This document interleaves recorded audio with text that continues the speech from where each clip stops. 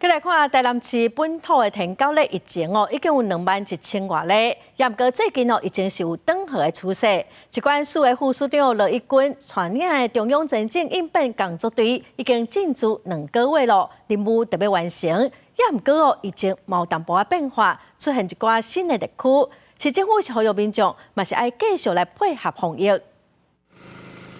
防疫人员加加好好进行环境的消毒，伫室内甲民众用烟雾的网仔水，防治工课有关，逐工拢在进行。最近台南天狗类的疫情也渐渐缓和，是单周是2223例。那在上一周，我们已经顺利的达成减半的这个阶段性的目标。那这一周看起来前几天的这个病例数呢，仍然是明显的下降，大概有下降了28%左右。 不过，市政府也发现，过去疫情较无遐严重的区域，譬如嘉义区、麻豆区、新化区、甲善化区，煞着小出现疫情，有愈来愈侪病例。市政府防治的重点也开始改变。一日生活圈嘛，